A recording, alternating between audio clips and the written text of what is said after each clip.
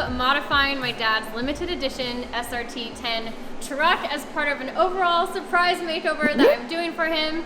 In this episode, we're going to be focusing on mostly restoration stuff. So I'm going to be painting the truck, which I've been putting off for a while now because it's a little scary of an endeavor to paint a limited edition truck, but we're going to be doing that. This front fender has needed paint. I'm also going to be powder coating, polishing, and vapor honing some parts. So there is a lot to do. Let's get into it.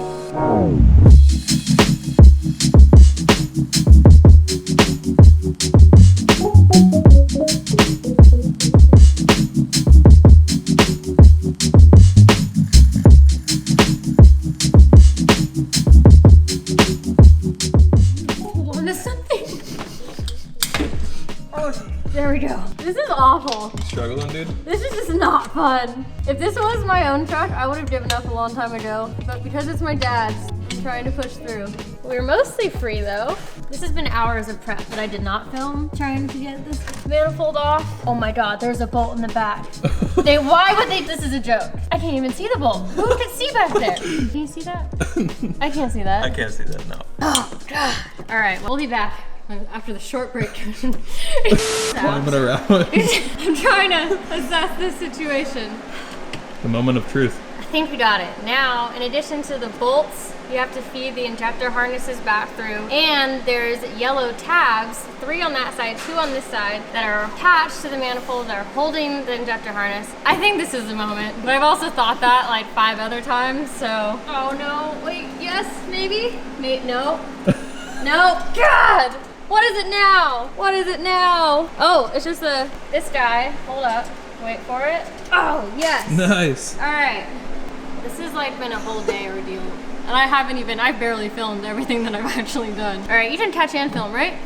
What I've been super paranoid about is the valve covers that were previously on the truck were painted, and you guys saw how bad they were. Like the paint just flaked off. So doing all of this has made me really paranoid because you can see the red paint flaking off. So I'm going to be really careful, take the gaskets off, tape everything up, and then just continually check on everything else because our valve covers are off, and I'm so paranoid of something going into the engine. And there's paint literally everywhere. Gonna clean this up a little bit, and then we'll start making it pretty again.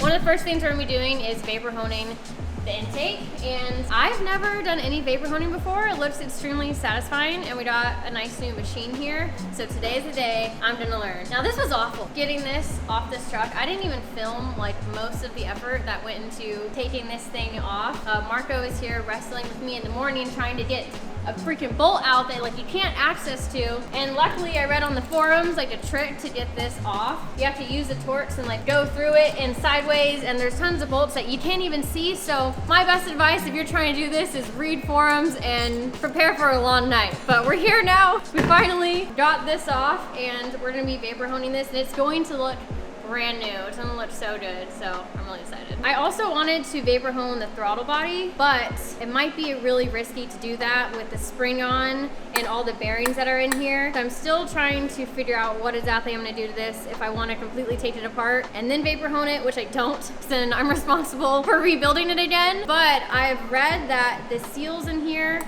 should be okay to withstand powder coating pressures if you maybe bake it at like 250, 300, which seems high, but people have gotten away with doing that. So maybe I'll end up powder coating this. For now, we're gonna table that and vapor hone this.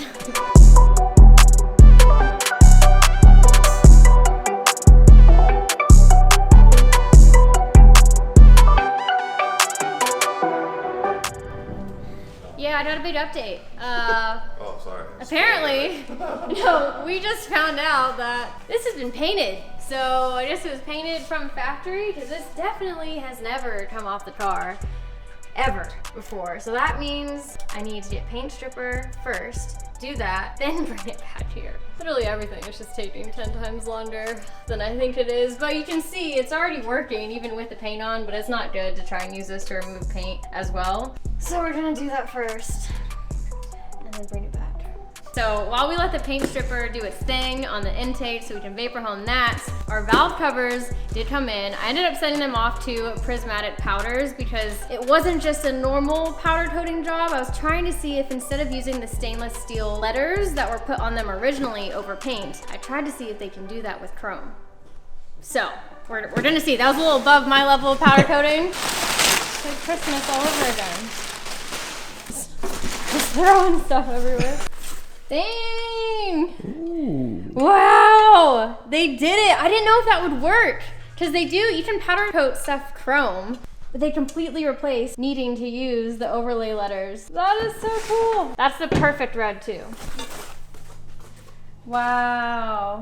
We put a before and after in how bad the original ones are. Yeah. This alone is going to completely transform the engine bay. These look so good. Big shout out and thank you to Prismatic Powders. They got these done and sent back to me so freaking fast. I absolutely love it. And I have everything that we should be able to put them on now. I will say, I wanted to order new baffling for these. I didn't realize that there's steel baffling that's in the valve covers, but then there's also foam in there, and you can't buy new foam. You can't do it. If you want to get new foam, you have to get a whole new valve cover set, and that's like really expensive just to get this piece here. So I'm going to brake clean this out, let it dry, and then put it back in. The car only has, I keep saying car, the truck only has 60,000 miles, so it's not like this is bad to use. I just didn't want to put this back in because, I mean, look, I'm touching it and yeah. Great. But we don't have another choice. I didn't want to risk trying to cut this out from another material and it just being wrong.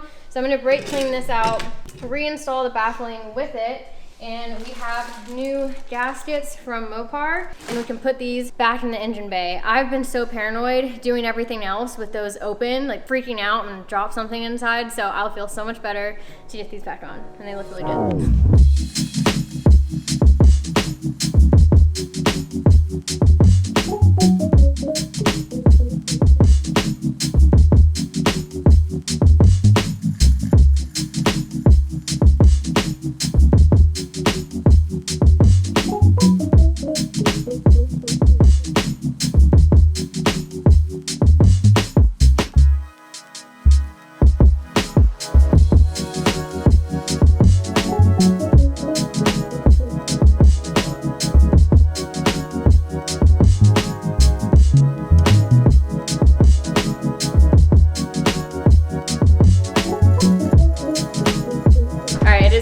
Time to do some vapor honing. I had to do paint stripping for 3 days to get to this point with whatever factory coating or paint that it had on it. This is going to be really satisfying. It should look brand new.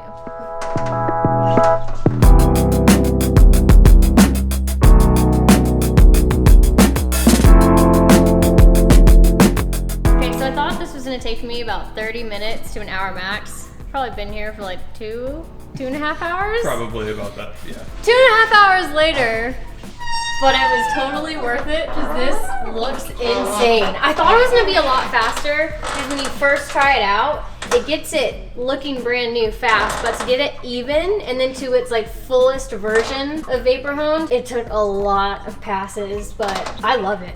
I'm hooked now. It looks great. It's so annoying that I know that this technology exists because now I'm gonna want to do this on everything. It is time consuming, but it literally looks brand new. In fact, it looks better than brand new because they had the coating on there when it was from factory, but this was definitely worth it and I'm glad I did it.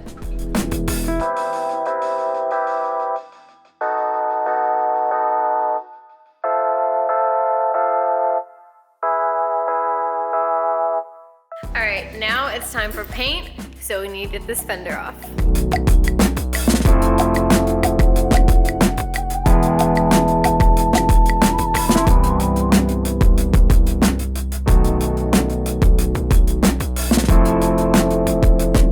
Well, I got everything off the chuck that I needed to in order to remove the fender. I've only ever seen one video of somebody actually doing this, and they must have already removed the fender previously, because I just realized that this fender has spot welds all up and down the top here. I don't know if you can notice that. So yep, there's one right there, one right there. I think there's one underneath here. And moral of the story, I can't take the fender off. The fender is staying on here. I'm not about to drill out these spot welds, buy a new fender, paint it. That's just, no, we're not doing that. It's not necessary. All I need to do is repaint it, because if you guys remember in our full color correction and detail video, this front fender has already been resprayed once, and the clear that was used to respray it was just not the best. So you can see where it was failing, and it really needs to be redone. So that's what I wanted to do. However, right now I can't, because now in order to respray this, I'm going to have to move the entire truck into the paint booth and tape everything off just to paint this one piece.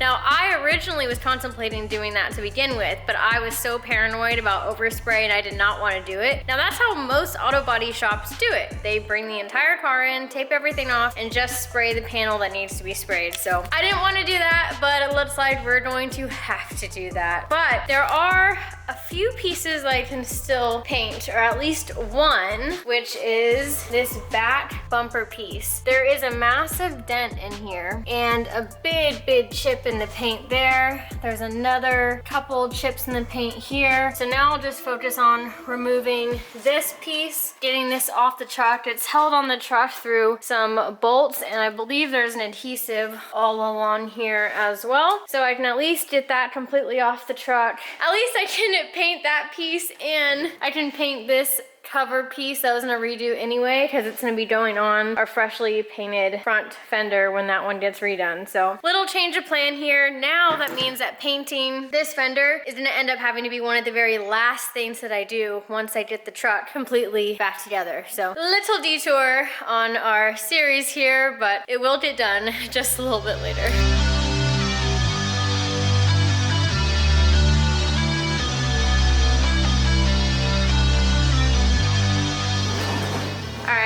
I'm just gonna do it. I didn't want to, but we're here. I'm gonna take the front bumper cover off and just repaint that. I got enough paint. Now I can't paint the front fender until everything else is put back together. And the front bumper is pretty bad. I wanted to delay this for just another time, but we're here, so might as well. I'm gonna take it off first, and then I'll show you just how bad it is.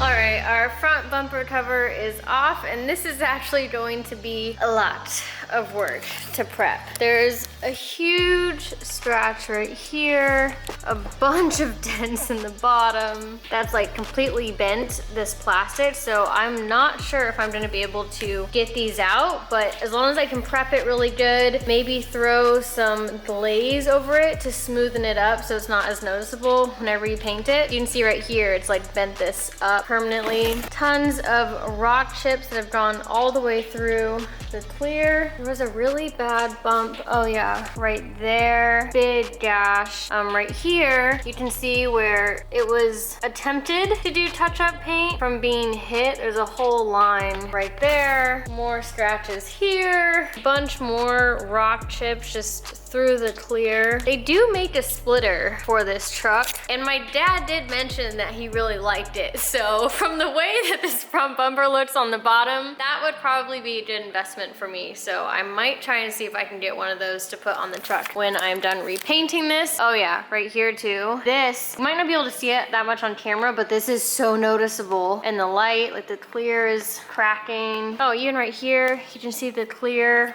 is failing there too. More chips. So this was definitely going to be a lot more work, but much needed. Everything happens for a reason. It's going to look a lot better with this front bumper done, and it'll bring the rest of the truck together as well. All these pieces are off, so our next step here is prep.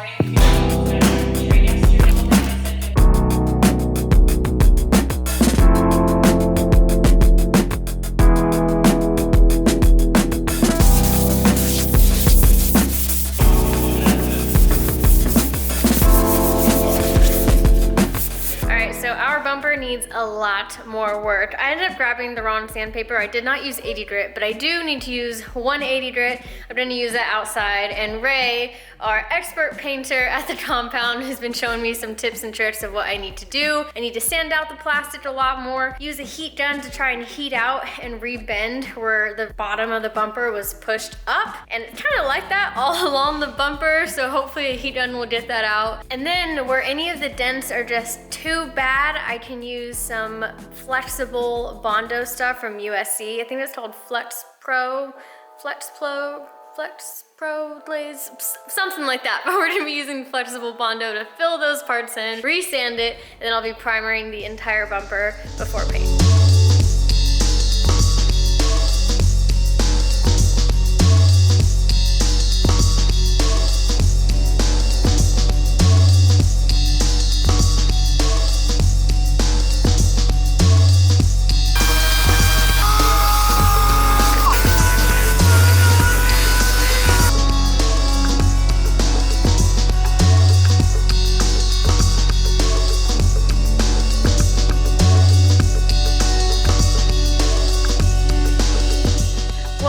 Freezing here in Florida, which rarely happens, so the glaze on our rear bumper piece is taking a lot longer to solidify, so I can resand that again. So in the meantime, Ray is going to help me primer the entire bumper and a piece from the front fender that goes on top of the front fender, just see if that's taken care of. We're actually doing all body work like this outside in a new area. That way we can prime out here as well. Ray has it set up so we can fully shoot primer and full cars in a new booth that we've been setting up so that we can immediately sand afterwards and then keep the actual paint booth a lot cleaner with no sanding happening in there. So I haven't primed anything out here yet. Ray is gonna show me how, and yeah, I'm stoked. The bodywork is turning out pretty good. I've never done anything like this on plastic before. This is my first time actually using heat to try and like mold the plastic and fix it, in addition to the glaze on top of that and sanding. I'm learning a lot and I hope it turns out good. So far, so good.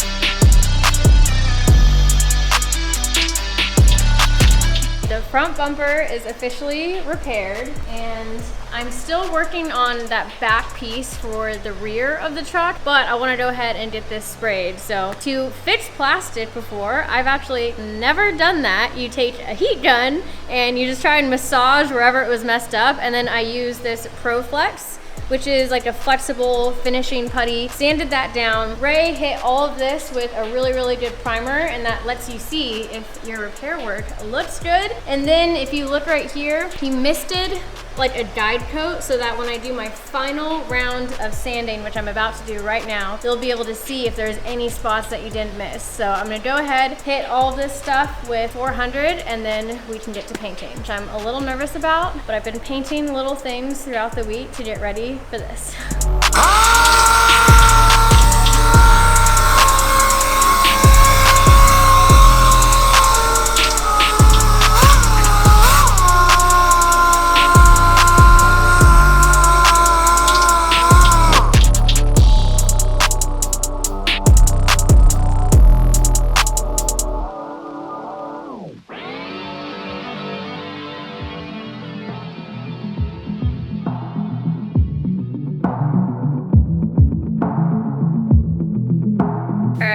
Track of how many hours that was trying to get this bumper to sanding perfection. I went over everything with 400 and 400 by hand in the harder to get areas, then went over everything with like a little Brillo pad. We're finally in here. I aired it out. I still need to wipe it down really quick, and then we can start spraying. I'm a little nervous because I am spraying this paint for the first time on probably the hardest thing that you could paint, which is a bumper. And this is a massive truck one, but I've been practicing on other things for the past week, and I just gotta go for it.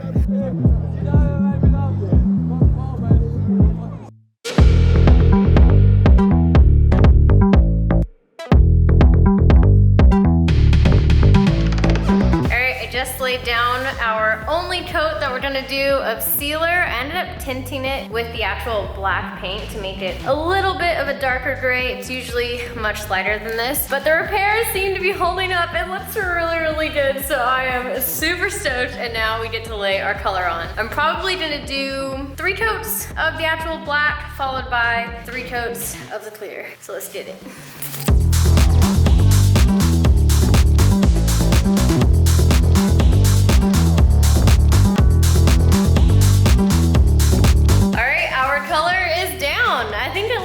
Pretty freaking good. There was one area where the air actually popped out of the gun while I was painting, but I think I was able to cover it up. It was over in this area, and I thought I was okay, but there was like the tiniest little droplet that went on there, but I think I worked it out. Thank God. I was freaking out. I guess I didn't have it all the way connected there, but other than that mishap, our color looks so good, y'all. I'm absolutely loving it, and it is clear time now.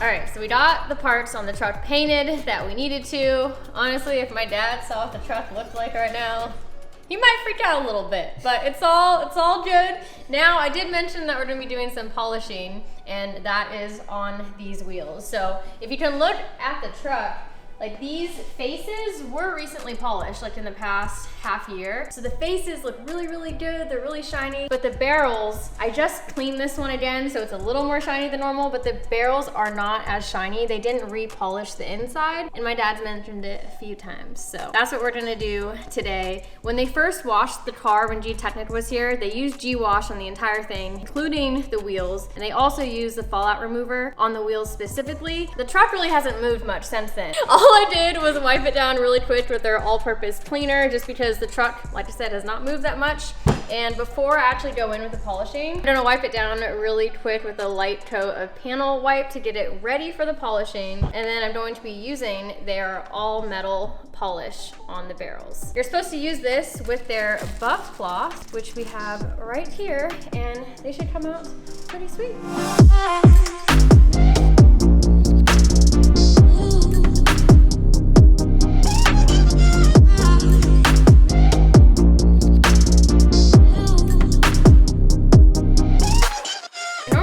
This by hand, but this is a big wheel and my arms started getting tired, so ended up using a tool just to make this go by a little bit easier for me. You can really see the difference, like looking at this side, which is the side that I'm pretty much done with on this half of the wheel. And then if you look on this side of the wheel that hasn't gotten polished yet, you can see the glossiness difference. So we're gonna do all 4 wheels and hopefully get them looking a lot nicer.